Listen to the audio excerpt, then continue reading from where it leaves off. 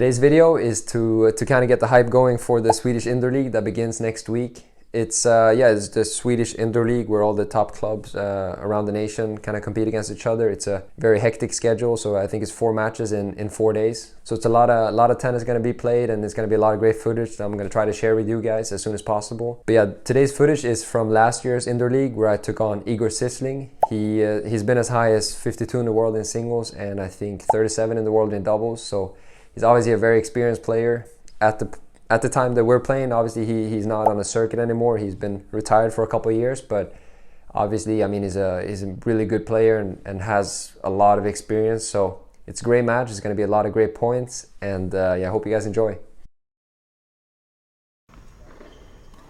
All right, so let's kick the match off. We're playing indoors here in Lidingo on very fast indoor hard courts. So obviously serving and like first shots and just being aggressive on the ball is a huge thing here. So yeah, I was kind of going through a little crazy period here where I was kind of committed to trying out the tactic of going 2 first serves. So yeah, going big on the second serves pretty much. And it obviously has its up and downs, but it was a tactic that I was very committed to at this point or at this time, and yeah, I mean, I was playing some good tennis and it seemed to be working pretty well as long as I kept my percentage up. Yeah, you're gonna see here how it works against a very high caliber player such as Igor Sijsling. As you might have noticed, these points here, like he moves very fluently around the court. Like he's very balanced and really good at using his body weight to just put so much weight on the ball, and that combined with like being very calm on the court. I feel like he's always, even though I hit a really big shot, like he's so good at just staying calm, staying low on the legs, and just kind of controlling the ball back. Yeah, he's a very tricky player. You know, he changes up the pace a lot with that slice back, and then when he gets the ball that he can step onto, he can really snap the ball. And he combines that with a little shorter slice, and then I don't know, really just changes up the pace a lot. So I mean, you see there like huge forehand by him, really good hold, and we're back to 2-all here in the first set. Yeah, good serving here. Gets a good opportunity coming forward. This is obviously the game plan, trying to come forward. It's a little scrappy, but we managed to figure it out. But obviously with this game plan, or strategy, it's always like issues like this could happen where maybe you get in a little bad stim of missing a couple first serves or second serves. But I don't know, if you gotta commit to this, you really gotta commit. So obviously a very nice pancake ace there to save a break point. I mean, if you go with the tactic of going big on the seconds, it's not something you can half-ass.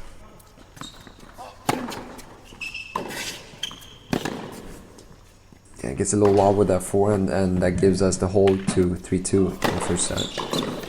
It's a really nice job by him there. I mean, he, as I mentioned so many times, and probably he's going to mention a lot throughout this video, like just really look at Igor's movement throughout this court. I feel like he's so good at just positioning, but especially being so calm around the court, like the way he moves and just times the ball, even though he missed that one. But I just feel like it's very I mean, it's just very impressive the way that he can kind of snap it with the wrist like that one, and that combined with having some very good hands, figuring things out. You know, weird volley there, but he hits it so deep that wasn't much I could do about it.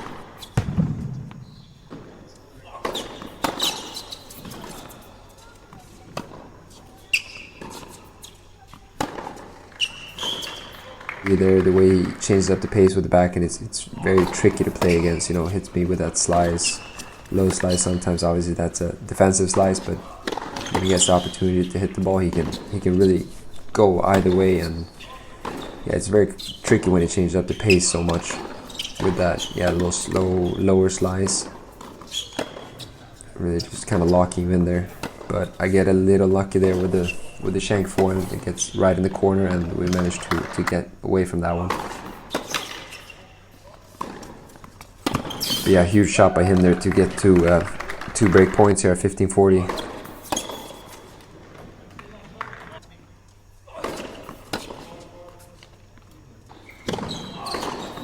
Very tight call there on the big second serve. Yeah, really good point by me there, you know, really committing to coming forward. Obviously that's kind of the game plan here, and in like fast indoors it's very beneficial, you know, like any chance you get, step in on it and come forward. And with that pancake we get a very important hold there to 4-3 in the first set. But yeah, playing on surfaces like this when it's so quick, and obviously the serve is huge. As you can see, they're winning a lot of points on your serve. But it's just so important to always be really scrappy. Just trying to find any opportunities you can get.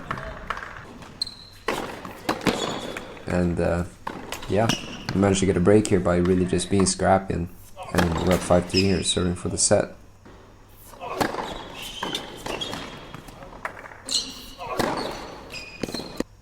Obviously here, like, still really staying committed to that, going big on the seconds. Big point there to get up to 30-15.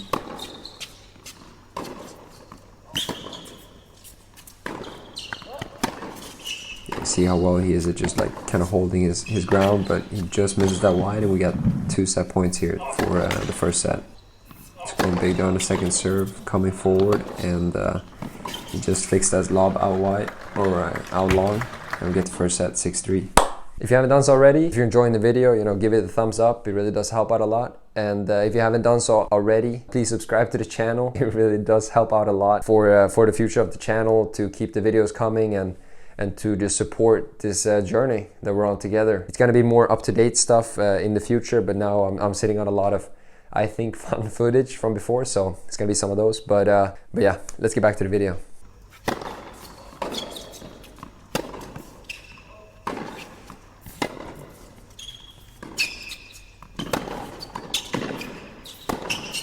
Just misses that forehand. I mean, you see there, I don't know if you can really notice it, but like I come forward there, great get by him. I mean, I come forward, but he holds his backhand, and he holds like all his shots so long that it's really tricky. And I feel like he was expecting the ball to go out there, but and that one as well, it seems like. But then I get a little wild there, and yeah. Not too happy with those calls, but unfortunately I get a little wild with that forehand and then that return, and all of a sudden he's up 40-15, where I feel like I probably could have put a lot more pressure on him to start off the second set here. But yeah, I mean, it's just so impressive with how balanced he is and how calm he is, you know, moving the ball around on the court. You see those returns, like just really getting his weight behind it and just stepping on you straight away. We're under some pressure in the first service game, the second set, and with a double fault, we're down to love 40. But yeah, with this strategy, it obviously has its ups and downs, and as long as you stay committed to it, and we'll see what happens. But I managed to get it back to dues, and now even add with a couple of solid serves. Maybe not the best pancake, but yeah, a lot of ups and downs with this tactic.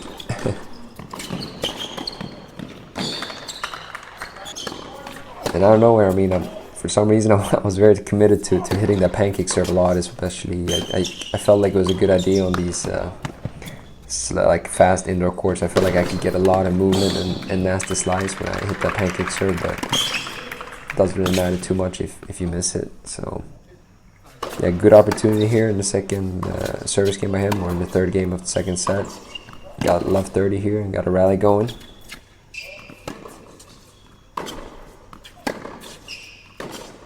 So really trying to get the ball away from his strike zone.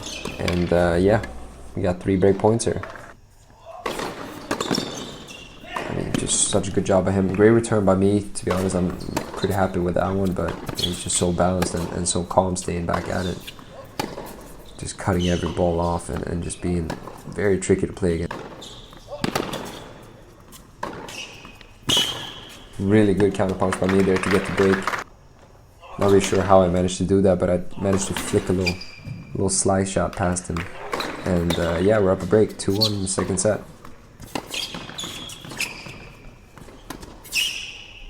Stupid lob by him there. Or not stupid, but stupid good. Good lob. I really thought it was going to go out, but he had so much spin on it that he just came down. So obviously here he's putting a lot of pressure on me to break back. As a coach of mine once said, it's not a break unless you hold.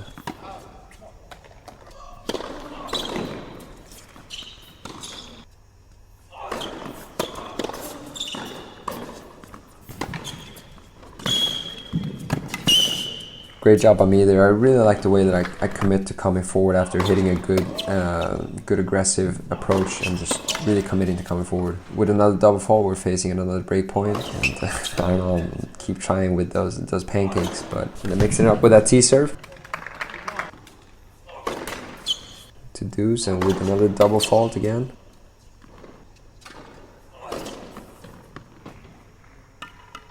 Tight call there. I mean, obviously it's tricky for the ref to try to see the ball, but with 2 aces, all of a sudden we got to add.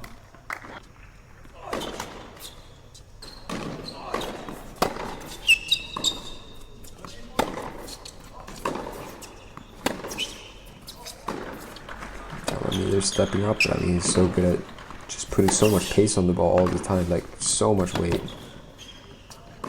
But yeah, just misses that wide, and we get a big hold there to 3-1. You can really see there the way that he's kind of holding the ball. Like he has so much weight behind it, so he can kind of just wait until last second and see where I'm gonna go, because sooner or later I have to kind of commit to going somewhere. Otherwise he's just gonna smack it past me. But yeah, the way he holds it, it's really hard to read where he's gonna hit the ball.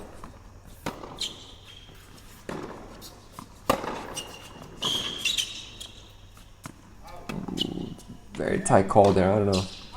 Maybe someone could put a little slow-mo on that and see how that call was. But yeah, we're serving here at 3-2 in the second set.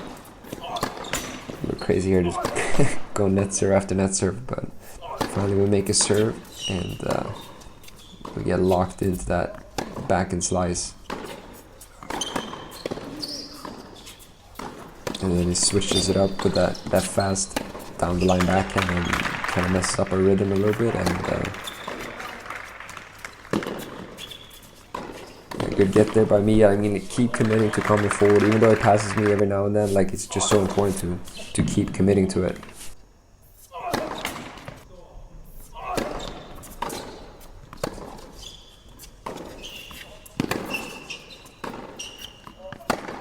Not the best by me. No, you can't leave 2-3 shots in the middle of the court against a player of this caliber. Otherwise, he's really gonna hurt you. Here, yeah, I'm very committed to that pancake. So I mean, I keep hitting it, but I feel like I'm starting to lose the rhythm a little bit and start missing it. And yeah, we really get punched there. And we're back to deuce. Good backhand by me. A little tricky coming forward on that. And yeah, once again he punishes us. Another very tight call. I think I really felt like I made that one, but I guess not.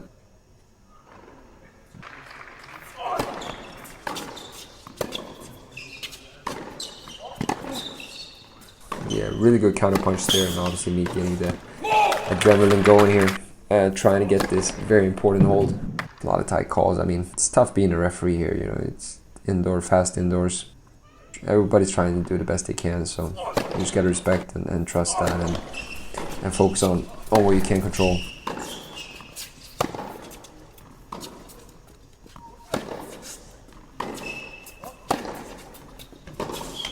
After a very big hold there to 4-2, just trying to put a lot of pressure on him here.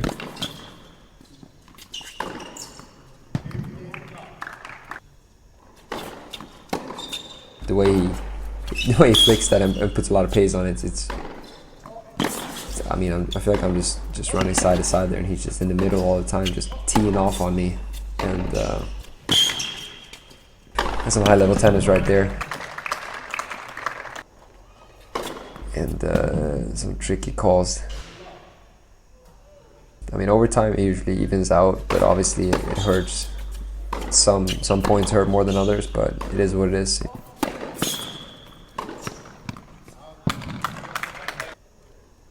So I don't know here if maybe I'm getting a little more passive, or maybe I'm not like stepping into it enough, but I feel like he's really started to get into the rhythm of the match and really hitting some good shots here. Not sure, maybe someone could slow-mo that one again as well and see if that ball was out or in. A very close call. That one too, I don't know.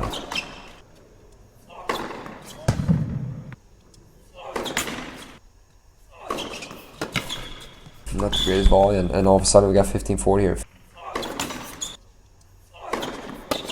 I don't know about that one being out, but yeah, he gets the break back, and we'll try to put pressure on him here again to get that break up again.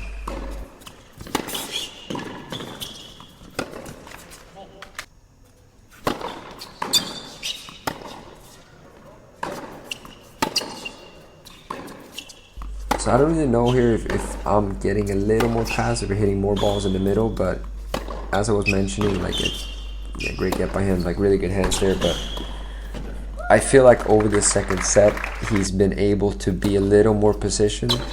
Good return by me there, really like the way I stepped into that one, but yeah, just him being maybe a little more positioned, maybe not, I don't know, really hitting through that forehand.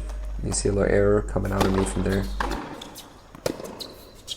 But I somehow feel that it's probably a combination, you know, between him getting into the rhythm of the match, doing a little less errors, maybe hitting through the ball a little bit more, and me, because of that, you know, maybe starting to feel the pressure to try to do or create a little more than I maybe need to, and obviously that could force a lot more errors.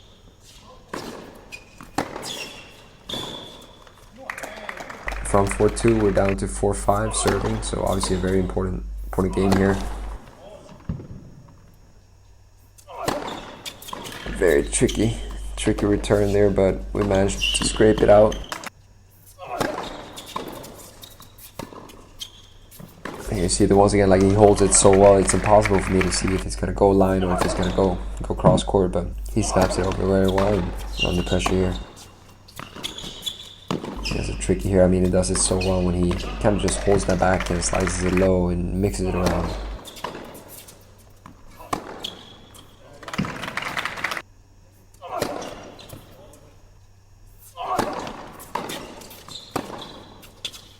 Tough deep backhand, and then he switches up the pace straight away. Same thing here, slices it, and then I don't know if it was the worst approach there by me, but once again, I mean, he holds that backhand so well and just puts so much pace on it straight away. With that second set loss, we're into a match tiebreak. In the Swedish League, we always play the third set 10-point tiebreaker. Obviously, he begins there with a ace.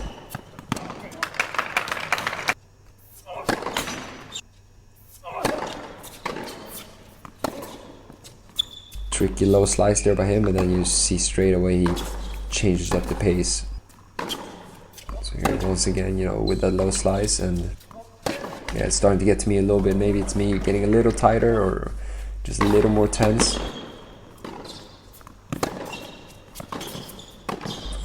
Really frustrated with that. Can't miss that volley. I mean, had a little tough approach, but he gave me a really good opportunity coming forward there, and all of a sudden we're under a lot of pressure here, being down 4-1.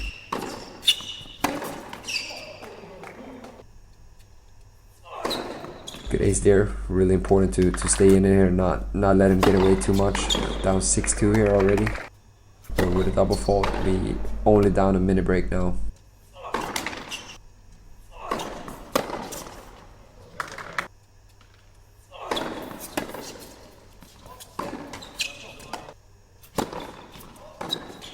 You can notice here probably that I'm starting to lose my timing a little bit. Maybe I'm starting to lose my feet a little bit or something, but same thing on both my forehand and backhand. I'm getting a little worse hits, worse contact with the ball.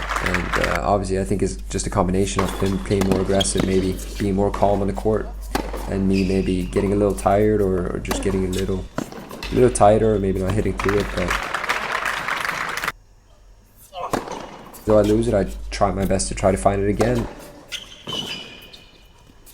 And a really good point there. And we're back to 7-out in the match tiebreaker.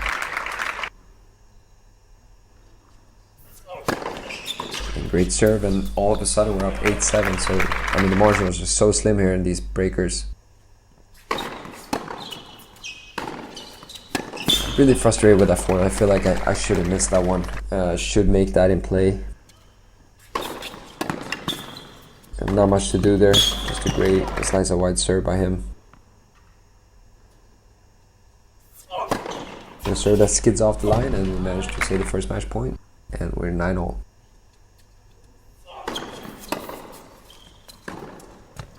Get a little wrong-footed there on the back end, and that's all she wrote. So yeah, a little disappointing finish there, and then maybe he picked up his level, maybe it was a combination there between both, but we ended up losing the match 11-9 in the third set.